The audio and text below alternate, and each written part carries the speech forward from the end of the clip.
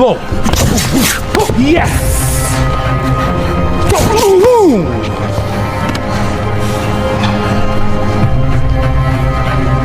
They was to do 5-6 rounds.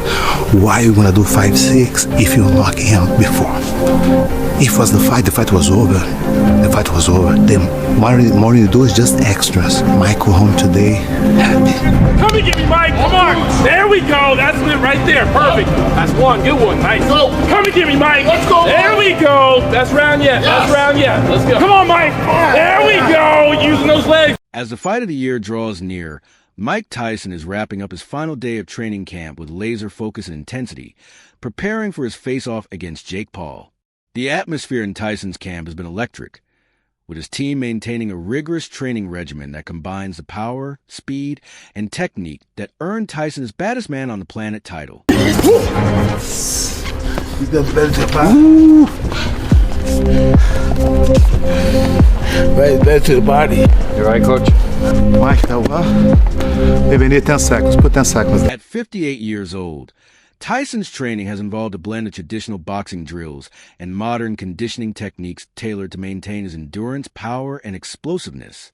His workouts include grueling strength and conditioning routines, extensive sparring sessions, and rapid-fire pad work to maintain hand speed. Trainers report that Tyson's intensity is as high as it's ever been, and his discipline in these final moments speaks to his commitment to this match. Be there. He wants to one more time entertain people. He's a fighter, but he likes to entertain people. It is what he fight for. He fight for all those people he can see in the street. The people come to him and say, "You are the people's champ."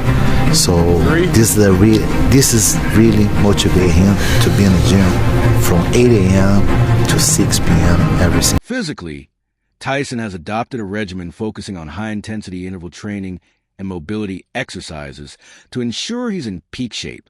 His stamina has been boosted with endurance circuits and cardio drills aimed at preparing him for the fast-paced exchanges expected in the ring.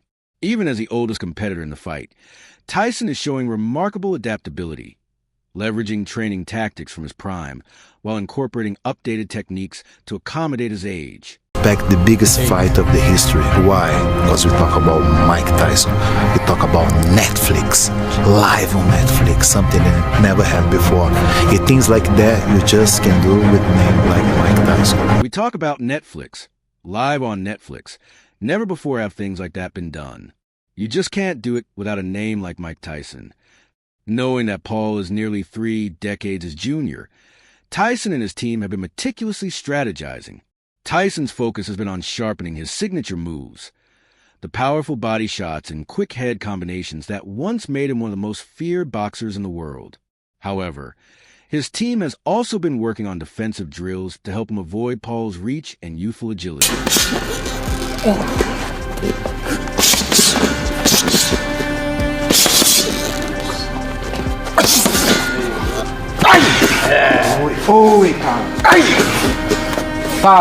Reports from inside the camp indicate that Tyson has been working on counterpunching techniques, expecting Paul to come forward aggressively. Tyson's camp wants him to exploit Jake's tendency to lunge, leaving openings that Tyson's power could take advantage of. Trainers have kept Tyson's sparring sessions focused on timing and movement, which will be crucial against Paul's reach advantage. The aim is to bring out a classic Tyson performance, maintaining high energy in short bursts to wear down his younger opponent. Excellent, Mike! Excellent, Mike! You break him. Unpredictable. Exactly, Mike! Beautiful roll, Mike! Excellent! Excellent! For both die-hard fight fans and casual viewers, this matchup delivers a spectacle like no other. The clash between a legendary heavyweight champion, famous for his devastating power, and a rising star who transformed from an internet sensation to a fighter is a storyline that feels straight out of a boxing fantasy. Social media is abuzz with training clips, promotional images, and fan theories sparking conversations about whether Jake Paul's youth and reach can counter Tyson's wealth of experience and raw strength. However, a recent interview with Stephen A. Smith has given a glimpse into Tyson's mentality and preparations, and he has some bold words for his challenger. At 58, Mike Tyson is training with a fierce drive reminiscent of his prime, determined to prove he's still a formidable presence in the ring. In a recent interview, Tyson shared that he's been sparring for 8 rounds several times a week, relentlessly working to maintain both his sharpness and strength. "I feel in great condition," he told Smith, adding that he doesn't feel limited by his age. The former champ expressed confidence, stating, "I think I'm going to be able to handle the situation," alluding to his readiness to step into the ring with Paul despite the decades separating them. Smith probed Tyson for more details, eager to learn whether the former heavyweight champion planned to take it easy on 27-year-old Paul or was gearing up for a decisive knockout. With a sharp, unwavering look, Tyson didn't hesitate, replying, "I think I'm going to hurt him, yes." His words quickly reverberated across sports channels and social media, fueling a wave of anticipation and debate about the intensity of Tyson's tactics once the fight begins. The boxing icon has been honing his skills with Brazilian coach Rafael Cordeiro, emphasizing endurance and power in his training, leaving no space for complacency. Tyson reveals that his workout routine remains strikingly similar to his peak years, featuring daily sessions that blend sparring, strength training, conditioning, and tactical exercises. "It's all about the basics," Tyson said. He added, "Give it everything you have 3 times a day." Although Tyson exudes confidence, he recognizes that Paul could adopt a defensive, evasive approach, using his movement to dodge Tyson's heavy blows. In a recent conversation with Mike Ducey from Fox 4 Dallas-Fort Worth, Tyson offered his insights on this possible strategy. "I don't see how he's going to fight by running all day," he said almost dismissively, implying that he prepared to adapt and corner his opponent. Tyson's team has recently unveiled glimpses of his raw intensity in training.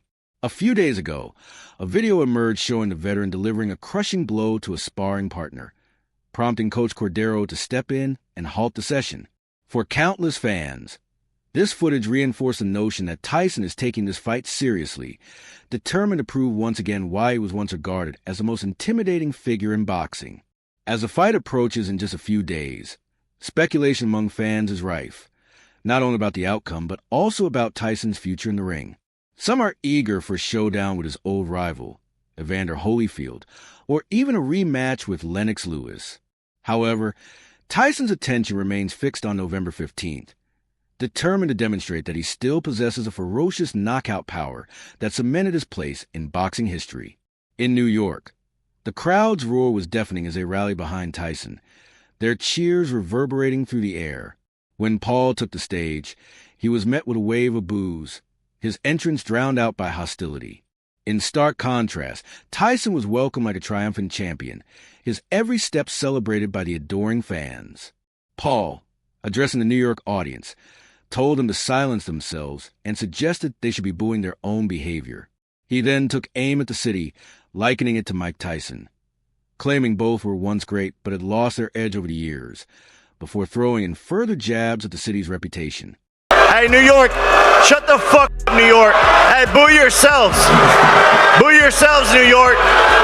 Hey, New York, New York, New York, you're just like Mike Tyson. You were good 20 years ago. Fuck you, New York. Fuck you. Dumbass Democratic City." During the press conference, Paul seemed visibly on edge, having made a bold statement earlier in the evening vowing to kill Tyson. Though he acknowledged his admiration and respect for Mike Tyson, he made it clear that their friendship was over. Paul proclaimed that on November 15th, he would knock Tyson out, proving himself the true victor. He described Tyson as old and insisted he would teach him a lesson like he would a son.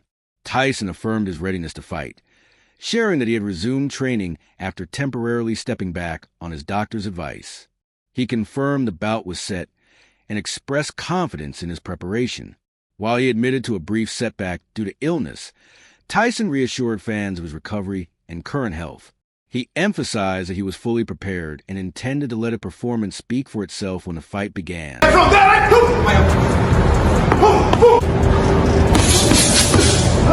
Mike. Nice, 1, 2, 3. A UFC legend recently revealed the substantial payout Mike Tyson is set to receive for facing off against Jake Paul. Initially slated for July 20th at AT&T Stadium in Arlington, Texas, the highly anticipated showdown was unexpectedly postponed in June. Later that month, reports surfaced suggesting a new date, November 15th, with Netflix set to air the fight live. In a statement, co-founder of Most Valuable Promotions, Nakisabai Darian, said, "Our team has worked diligently with all parties involved to reschedule this monumental fight to a date that ensures both Jake Paul and Mike Tyson are fully prepared with equal training time, as well as allowing us to keep the event at AT&T Stadium in the midst of the Cowboys season." Darian further added, "We appreciate the outstanding dedication, collaboration, and flexibility of our partners at Netflix and AT&T Stadium. Paul versus Tyson is the most cross-generational sporting event in history, and we are committed to providing fans worldwide with this unforgettable night of boxing live globally on Netflix. We look forward to seeing everyone on Friday, November 15th, for a showdown that will be talked about for generations to come." Paul went on to taunt Mike Tyson by making critical remarks about New York City, Tyson's hometown. At the event on Sunday, Paul thrived in the spotlight, provoking loud boos from the New York crowd as he confidently vowed to shock everyone when he and Tyson finally stepped into the ring. Tyson, on the other hand, kept his composure, casually answering questions from ESPN analyst Ryan Clark, who led the press conference. During their face-off, the former heavyweight champion even playfully gave Paul a gentle shove, adding a touch of humor to the tension. When asked why he agreed to a fight against Paul despite their 30-year age difference, Tyson responded, "Because I can. Who else can do it but me? Who else is he going to fight to make this happen? We just got to listen to the fact. We got a YouTuber fighting the greatest fighter that has ever lived." The matchup has sparked intense discussions among fans, with many questioning the logic of having Tyson, whose age and reflexes are perceived to be on the decline, face off against a significantly younger opponent. These concerns have only intensified due to recent challenges for Iron Mike, including a troubling flight mishap and a flare-up of an ulcer. However, Bradley Jr., at 40 years old, offers a different perspective, firmly believing that Tyson still has the ability to pull off a win reminiscent of his glory days. What drives this daring forecast? In a recent conversation with ProBox TV, Bradley Jr. proposed that a 2-minute round will allow the former heavyweight champion to fully showcase his explosive power. With a record of 50-6, Tyson could easily corner Paul, who holds a 10-1 record, and unleash a barrage of crushing body shots, overpowering him with relentless force. While many predict a victory for Tyson, there's a growing sense of unease about the prospect of him suffering a knockout loss. The once dominant champion seems far removed from his prime, grappling with issues like sciatica, hip surgery, and the difficulty of sustaining the endurance required for a professional fight. These concerns have even been echoed by UFC star Michael Chandler.